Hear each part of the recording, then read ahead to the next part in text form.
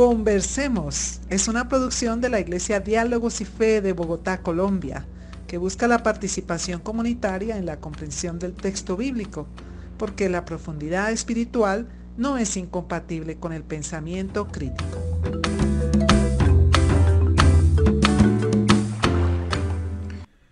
Un saludo especial para todos y todas. Les habla John Martínez. Soy el guía espiritual de la Iglesia Diálogos y Fe. En esta oportunidad seguimos con el podcast Conversemos, que es una estrategia de difusión y comunicación de nuestra congregación.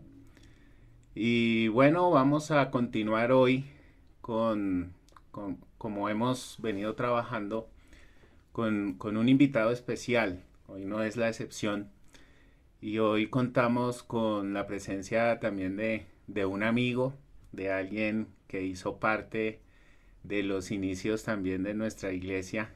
Y que, bueno, dicho sea de paso, él y su pareja, su esposa, nos estuvieron impulsando en un principio para el trabajo de lo que hoy es Diálogos y Fe. Se trata de Cristian González. Cristian, mi hermano, ¿cómo va la vida? Qué alegría poderlo tener acá. ¿Cómo estamos? Hermano, qué alegría estar con su merced por acá. De verdad que la amistad que tenemos lleva muchos años, más de 10 años de amistad, yo Sí. creo. Y eso, pues cuando las de amistades trascienden, creo que demuestra la fortaleza que tienen esas amistades. Entonces, es un gusto estar aquí, es un gusto poder compartir, aprender juntos, dialogar y pues compartir experiencias. Eso es bonito y muchas gracias por la invitación. No, hermano, muchas gracias por querer acompañarnos. De verdad que es una alegría. Para la gente, todo el mundo no lo conoce. Aunque es una persona bastante reconocida también por su trayectoria. Cristian, si nos quisieras, por favor, comentarnos acerca de ti, quién eres, a qué te dedicas, en qué andas por estos días. Listo, pues bueno, mi nombre es Cristian González. Casi todo el mundo me dice Cris o Cristian, como quieran. Felizmente casado hace 10 años. Em, en la actualidad soy docente. Estoy trabajando en el Colegio Americano como docente de ética para los grados 10º y 11. Entonces, me gusta la edad, me gusta el tiempo con el que estamos trabajando con los muchachos porque es una edad en la que se puede ser un poco más crudo a la hora de hablar, hablando de esta sociedad en la que vivimos que es cruda, que es fuerte. Entonces, se puede hablar un poco más de frente, un poco más realista y con los muchachos podemos trabajar temas de mucha trascendencia, entonces me gusta demasiado. Eh, pues fui pastor por 20 años de la iglesia Pantocrátor, la iglesia que fundé, que trabajamos todo el tiempo con culturas urbanas, con gente que no iba a entrar nunca a una iglesia. Entonces, allá íbamos nosotros para los que no iban a entrar. Ya esas culturas urbanas ya no es lo mismo, eso ya se acabó, eso ya un metalero viejo pensando en cómo era de bonito antes, sí, pero ya eso no existe. O sea, Mm. ahora hay metaleros, ya no hay culturas urbanas, hay un grupo de gente que le gusta el rock, pero ya no trasciende de la misma forma. Entonces, vimos la necesidad ya de cumplir un tiempo y trascender, hacer algo más. Entonces, hemos estado enfocados mucho en las cuestiones de espiritualidad, cuestiones de también de reconocimiento propio, y ha sido algo demasiado interesante porque cuando vemos la espiritualidad no desde un rótulo exclusivo de un dogma, pues también se amplía a otros pensamientos y se sale de una rigurosidad de pensamiento y se puede uno como dar la posibilidad de conocer otras ideas, otros conceptos, y entonces es muy enriquecedor. Entonces, en esa ando, tengo 42 años, soy un polluelo, Todavía polluelo. y entonces, pues eso soy, Eso soy. 3 gatos tengo, por si les interesa. Uy, no, pero muy bien. Excelente, gracias. Me parece muy interesante pues este trabajo especialmente con jóvenes y con adolescentes, ¿no? Que ha sido de alguna manera la trayectoria en la que has andado pues en este tiempo de servicio. Nunca deja de ser un servicio. Yo siempre he No, pensado que nunca. incluso en el plano docente se desarrolla esa vocación y ese servicio continúa. Estamos marcados con Exacto. eso, Cristian. Eso no se puede quitar. No podemos desmarcarnos No, no podemos. O sea, yo me siento a veces con los pelados y hay días en los que no he podido ni siquiera hacer clase. Sí, Porque se me acerca alguno y me dice, profe, me está pasando algo. Bueno, traiga esa silla para acá, venga para aquí, para mi oficina. sí, Traen un pupitre, se sientan conmigo y pongo alguna actividad. sí. Muchachos, van a hacer esto, esto y esto.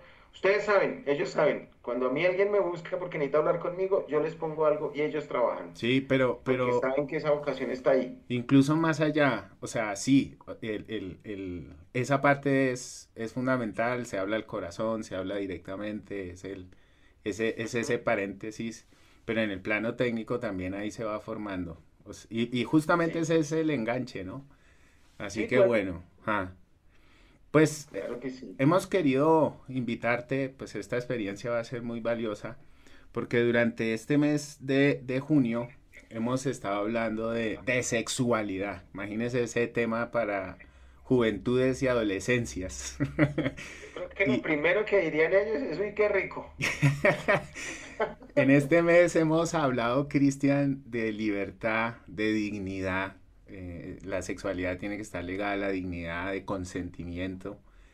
Por supuesto, tenemos que habernos con problemas de interpretación de textos bíblicos. Toda esta idea del diseño original, entre comillas, de Ujú, familia, cuando hay múltiples modelos bíblicos de familias.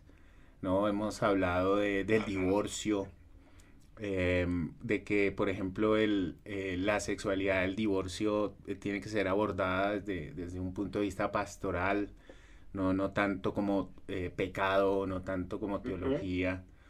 Hemos hablado de lo determinante de los modelos económicos y culturales en la práctica de la sexualidad, la necesidad de promover la libre conciencia, que esto también es todo un tema en relación a lo que decías de la edad. Los chicos están me imagino yo, no tengo esa experiencia o la he tenido indirectamente, pero están en un proceso en donde se están abriendo al mundo y están asimilando la realidad y hay que sembrar en ellos pues de a pocos esa conciencia de mayoría de edad. Y también hicimos un foro hace poco sobre diversidades sexuales con la obispa Rita Gómez, en el que hablamos de dignidad humana frente a la supremacía de una forma de interpretar el texto bíblico. Porque ahora con este enganche de las mega iglesias y las iglesias Ujú. que tienen bastante poder político, se ha insertado una sola forma de interpretación del texto bíblico y se ha invisibilizado que también hay otras iglesias alternativas como digamos lo fue en su momento Pantocrátor o como lo es Diálogos y Fe y como lo es una cantidad de iglesias, Cristian, que nos mencionó la Muchísimo. obispa en ese foro, que estamos planteando o que, pues creo yo, ¿no? Que Dios nos ha llamado a ver la espiritualidad en la forma también en la que nos has dicho. Yo me identifico plenamente con esas palabras de espiritualidad. Y desde esa espiritualidad es que pues estamos tratando de abordar este tema de la sexualidad, ¿no?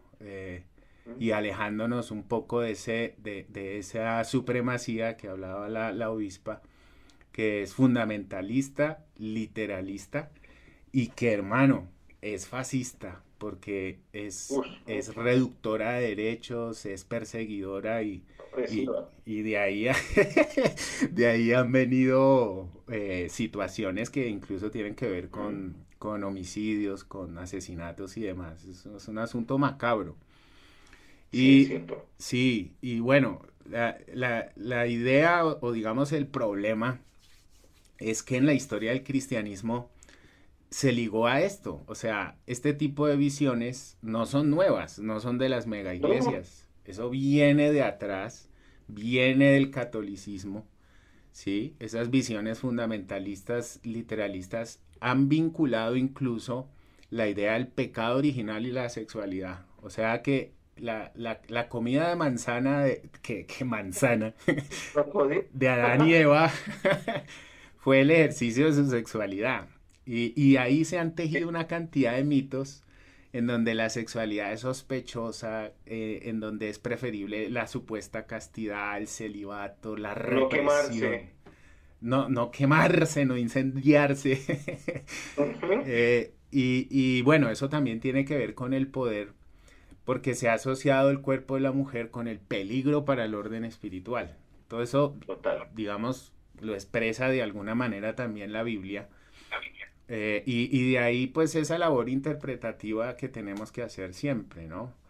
Y de ahí deriva esa sexualidad machista en la que el placer es preferiblemente para el hombre. Para los hombres. Sí. Entonces, este prejuicio de la sexualidad ha tenido muchas consecuencias. La hipocresía, la represión, el ocultamiento. Me imagino que cuando un chico le dice, profe, venga, necesito decirle algo, es seguramente algo que no le ha podido decir a sus padres en relación a la sexualidad. Y por eso es conveniente una educación sexual pertinente, oportuna, desde los mismos colegios, desde las iglesias y las familias. Pero hay una resistencia tenaz a lo que es una educación sexual integral.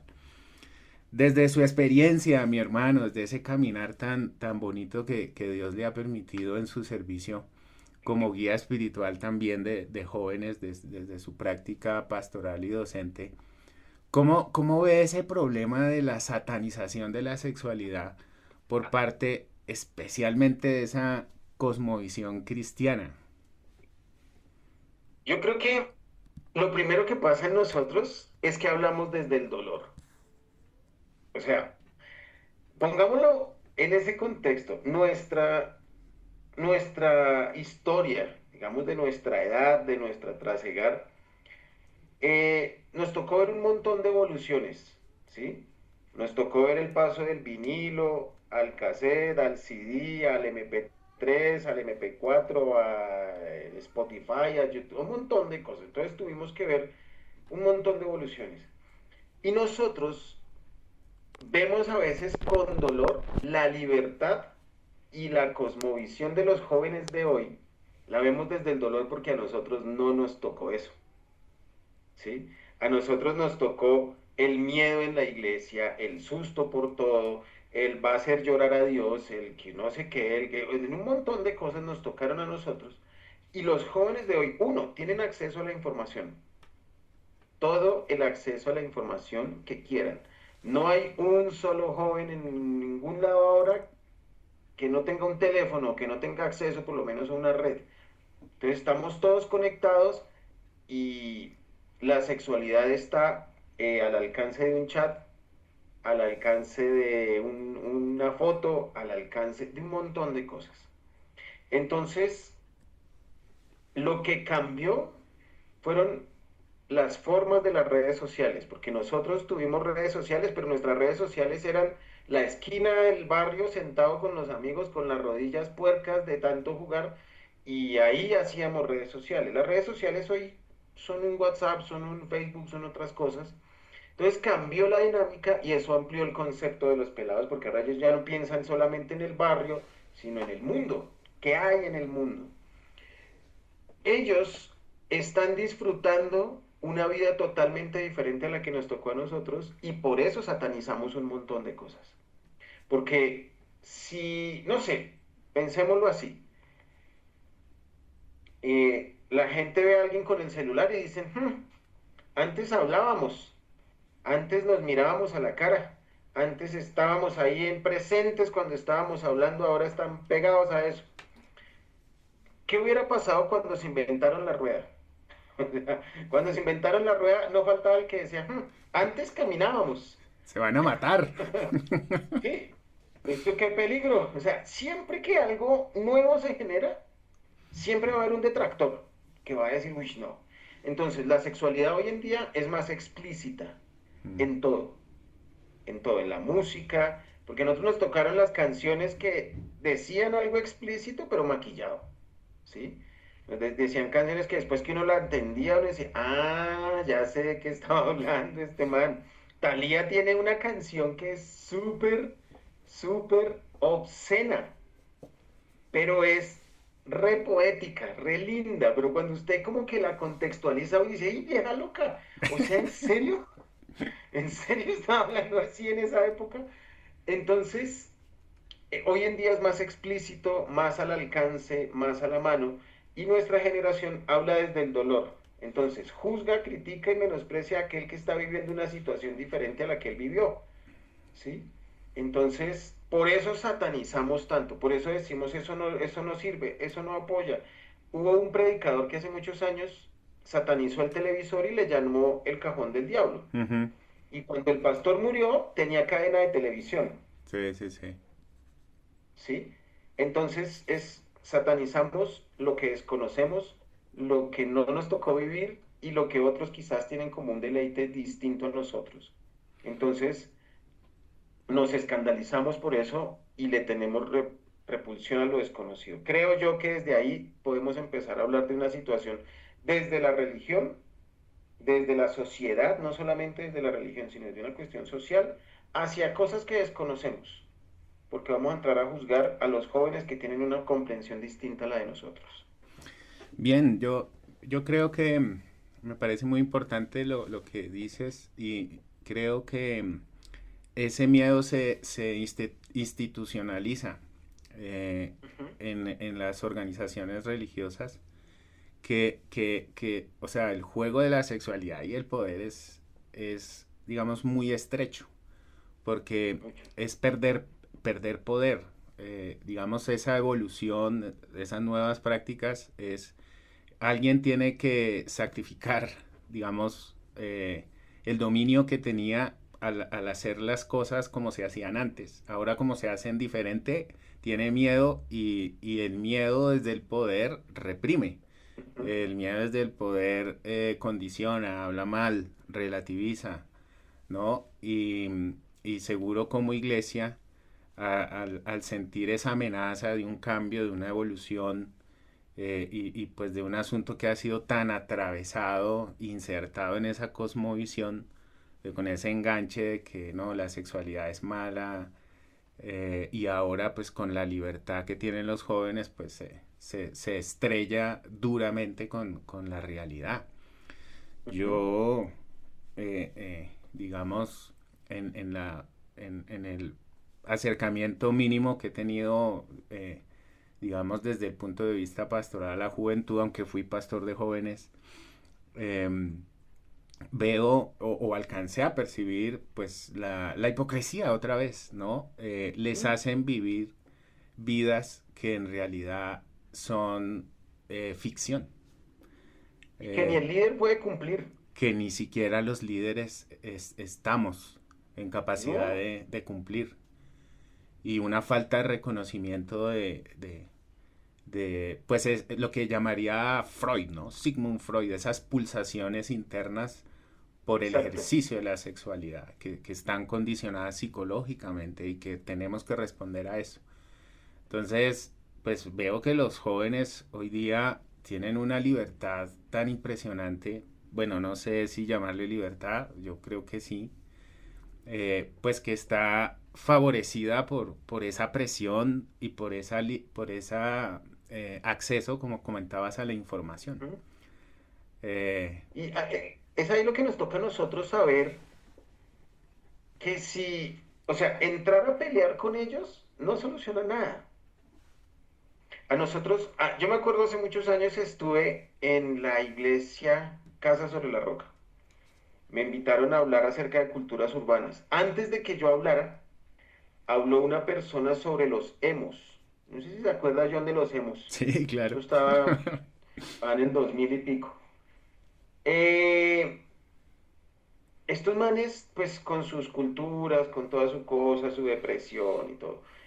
La persona que habló antes de que yo pasara, habló de los emos y dijo si su hijo es emo lo van a matar los punqueros, los skinhead, los metaleros, los góticos, bueno, todo el mundo.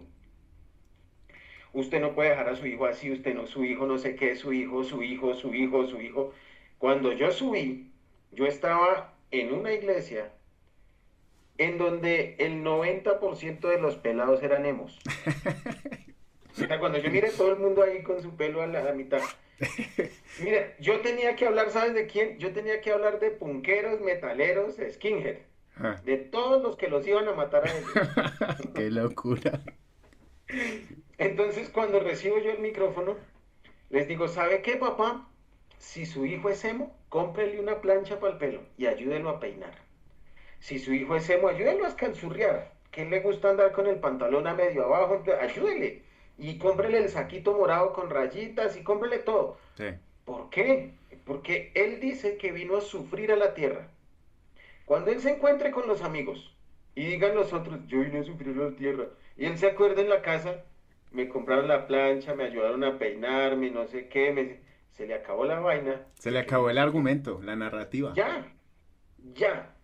Entonces, si nosotros empezamos a hablar con los jóvenes desde nuestro dolor, acusando, juzgando, desconociendo su nueva práctica y experiencia, lo único que hacemos es causar una división en donde nosotros nos vamos a ver como unos ridículos que no sabemos nada, porque para ellos nunca sabemos nada, que no tenemos idea de nada, pero les vamos a dar la razón, porque vamos a pelear desde el dolor. Pero si nos acercamos a conocer qué contextos hay hoy en día, qué prácticas se ven, nos dedicamos únicamente a juzgar la música, es que el reggaetón es horrible, el reggaetón, ok, nos hemos sentado a detallarlo, Sí, no, podemos ok. hacer un ejercicio con ellos, listo, ¿Cuál es el, leamos una letra y cuál es el analicemos. mensaje y qué es lo que Exacto. está diciéndonos en nuestra realidad actual?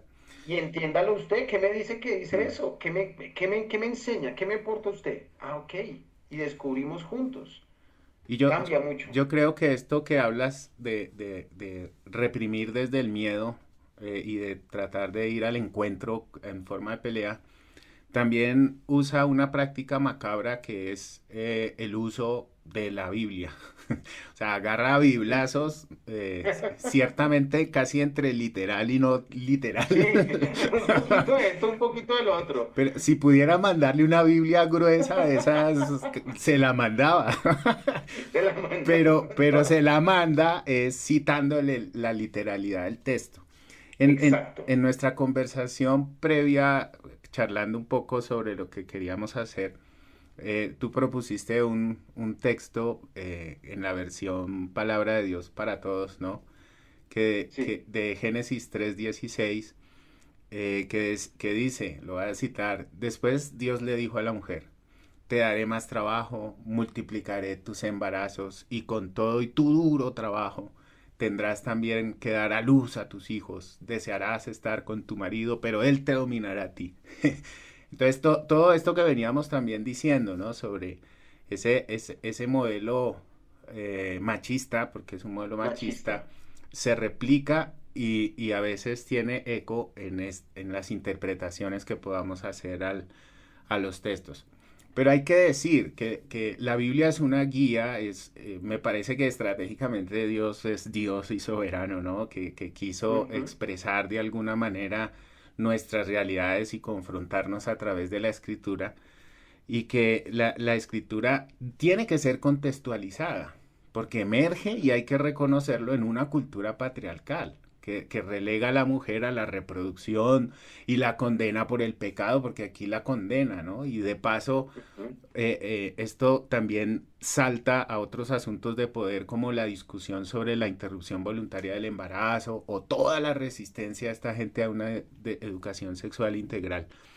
Pero se agarran de la literalidad y eso comete un grave error hermenéutico que es no contrastar ese texto con otros pasajes bíblicos que, aunque ciertamente podemos reconocer que la Biblia fue enmarcada en un relato patriarcal, hay textos liberadores que fueron en contra de esas visiones patriarcales. Por ejemplo, La Biblia dice que en Cristo no hay hombre ni mujer, es un texto supremamente revolucionario. Pero este texto, por ejemplo, de Génesis, se contrasta con el relato bíblico en el que los hombres quieren apedrear a una mujer adúltera porque la encontraron Eso en te el iba a mismo decir. acto de adulterio. Pero el peso de su conciencia no se lo permitió. ¿Por qué se llama ese relato el de la mujer adúltera? ¿Por qué Y no no se es llama adúltero también. el de los hombres con carga de conciencia? Por Exacto. ejemplo, ¿sí? Total. Pero el Señor Jesús pone de relieve esa situación y eso está también en el texto bíblico. O sea, no se le puede Ujú. condenar a la mujer como la cargadora de pecado, ¿no? O la necesidad de poner en contexto el placer de la sexualidad de dos seres humanos, en donde está el relato de el placer sexual femenino en el cantar de los cantares y se lo Totalmente. pone en equivalencia con el placer sexual masculino. Entonces, esto solo para decir que este texto de Génesis es una perspectiva y una teoría de las consecuencias del pecado en el ser humano, pero que debe ser contrastada con la libertad, la autonomía y la dignidad que otros textos bíblicos le dan a la mujer, ¿sí? Y que necesitamos siempre hacer esa interpretación en la globalidad del texto bíblico y también desde nuestra realidad, o sea, tratar de, por ejemplo, esas preguntas que los jóvenes pueden acercarse a ti, hacerse en el privado, tratárselas de hacer al texto bíblico, pero no agarrar un texto con una biblota grande y metérselo a la gente, sino tratar de ver toda la redacción del texto bíblico para poder Exacto. responder esas preguntas. No sé usted qué piensa, hermano, especialmente pues con esta idea del placer sexual femenino, masculino, esta interpretación, estos biblazos que se acostumbran a dar, ¿no? En relación a estos temas, ¿usted cómo lo ve? Bueno, primero es muy claro el contexto histórico del texto, ¿sí? Estamos hablando, como decía, yo necesito una cuestión una cuestión de patriarcado, ¿sí? Pero desafortunadamente es una cuestión que no solamente ha estado presente en un contexto religioso, sino también en un contexto moral social, ¿sí? Cuando abordamos a la sociedad y miramos qué pensamos o qué opinamos del placer femenino, ¿sí? De una mujer que toma la decisión de ser la dueña de su propio placer. O sea, a mí me llama mucho la atención del texto la parte final cuando dice, desearás estar con tu marido, pero él te dominará, ¿sí?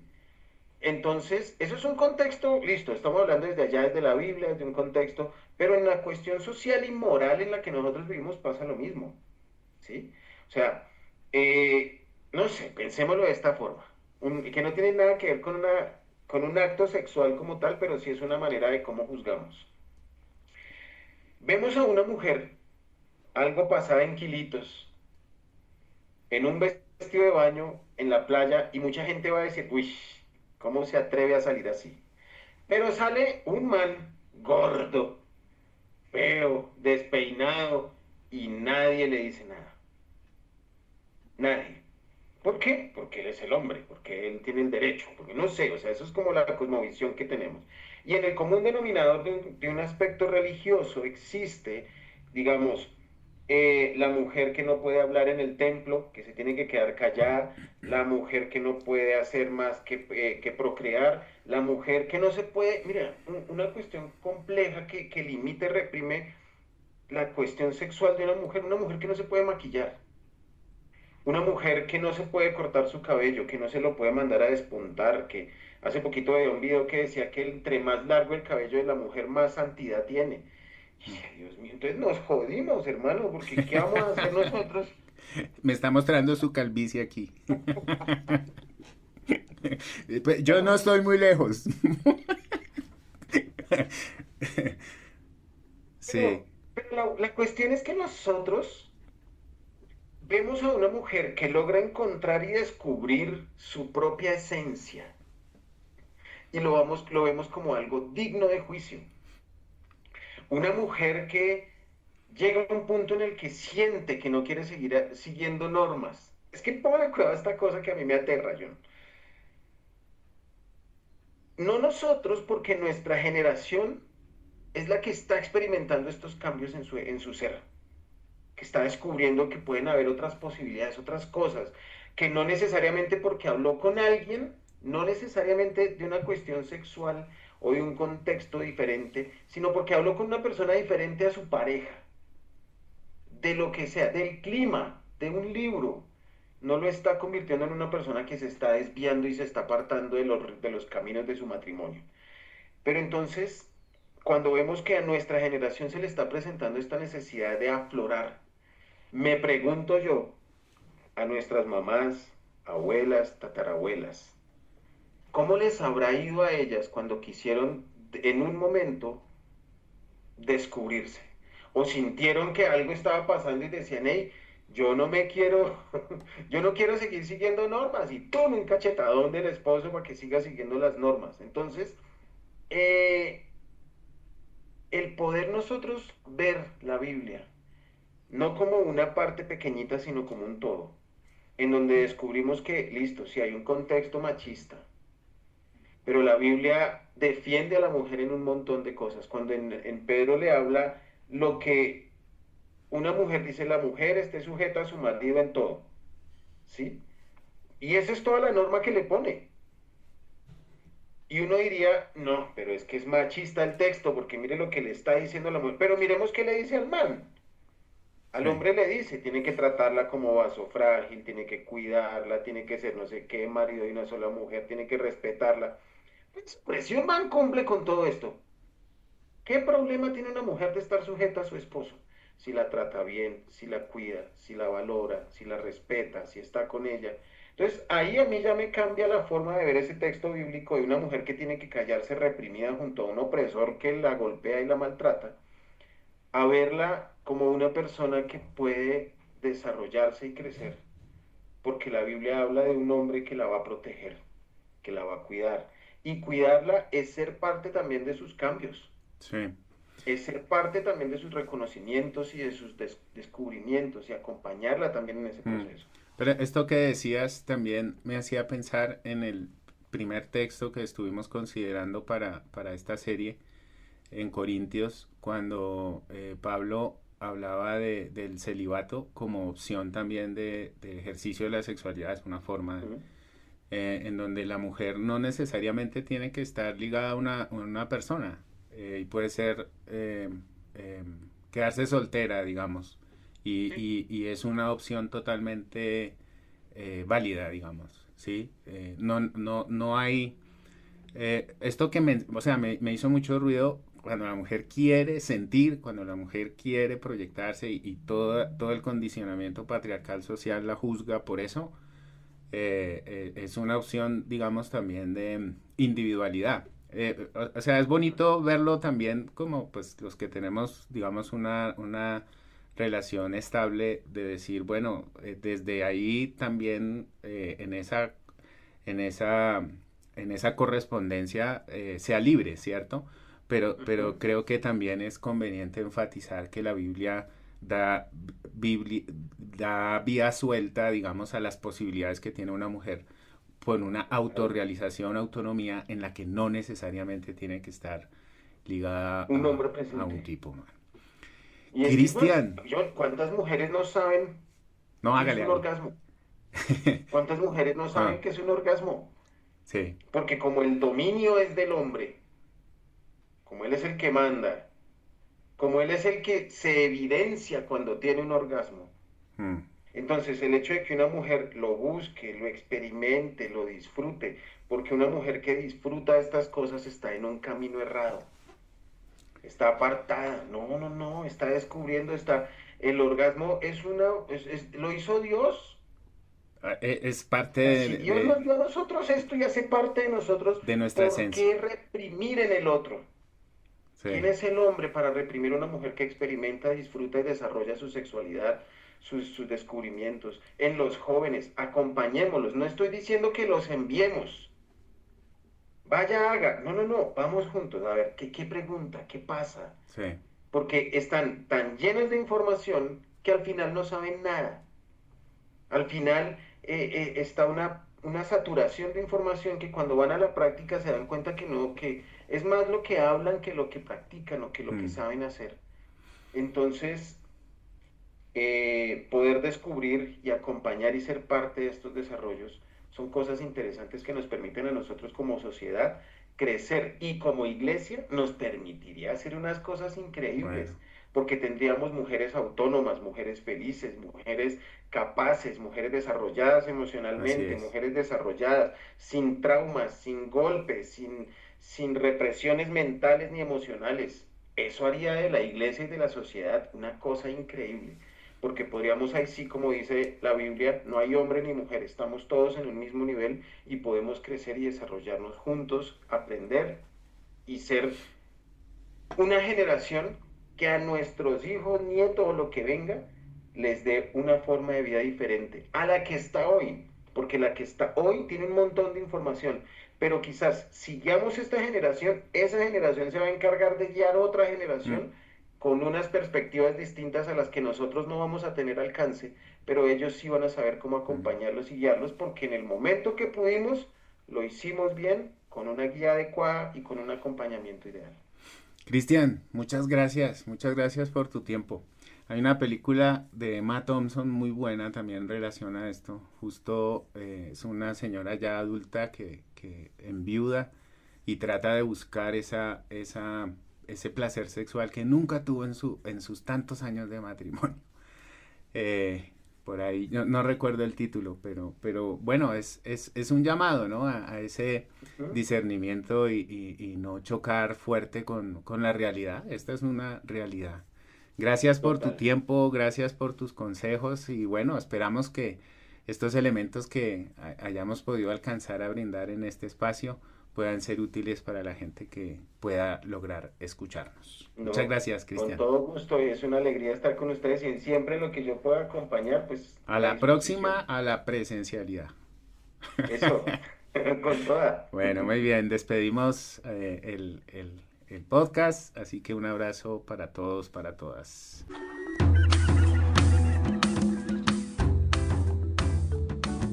Esta fue una producción de la Iglesia Diálogos y Fe de Bogotá, Colombia, comunidad cristiana evangélica que busca vivir su espiritualidad en lo diario, asumir un verdadero compromiso de fe y compartir principios bíblicos para construir vidas.